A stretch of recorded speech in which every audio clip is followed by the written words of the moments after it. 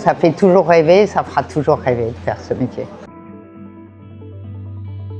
J'ai commencé en 1984, c'était à Air Littoral sur bande errante et depuis 85, donc un peu plus de 40 ans, je suis à Air France.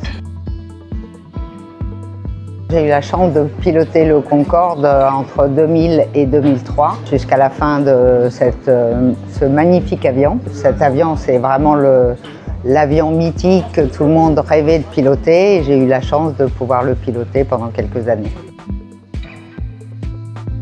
Je pense que les ingénieurs étaient vraiment très forts quand ils ont créé le Concorde parce qu'à cette époque-là, il n'y avait pas d'ordinateur. Tout ce qu'ils ont imaginé, créé, c'était que des technologies tout à fait nouvelles. Pour moi, c'est un miracle qu'ils aient réussi à faire un avion supersonique qui puisse transporter 100 passagers entre Paris et New York, qui puisse garder une vitesse supersonique sans avoir besoin de la post-combustion, ce que ne font pas les avions de chasse, puisqu'en général, ils ont besoin de la post-combustion pour pouvoir garder une vitesse supersonique.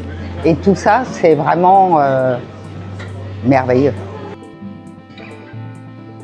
Chez nous, il n'y a pas de passe-droit à Air France, et donc c'est uniquement quand on arrive au bon endroit, au bon moment sur la liste de seniorité. Comme j'étais une ancienne copilote, j'ai eu la chance d'être proposée pour faire le stage Concorde.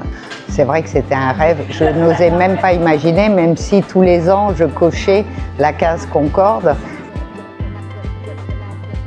On doit apprendre 3 domaines de vol, je dirais 3 domaines de panne supplémentaires, des pannes qui n'arrivent pas sur un avion classique parce que quand on est en supersonique, les pannes ne sont pas tout à fait les mêmes et on ne les gère pas de la même façon. Donc il a fallu faire un stage qui était beaucoup plus long que sur un avion classique.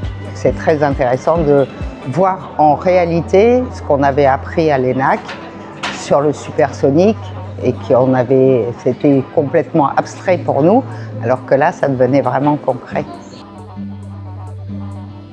Maintenant, on a vraiment toute notre place dans les cockpits. D'abord parce qu'on n'a plus besoin de force physique pour piloter un avion, quel qu'il soit, même les plus gros avions. Par contre, on a besoin de savoir faire plein de choses à la fois, et ça, c'est typique des femmes.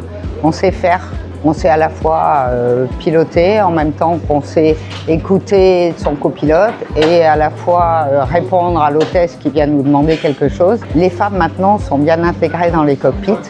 Maintenant, c'est tout à fait normal qu'il y ait 1, 2 ou 3 femmes dans un cockpit.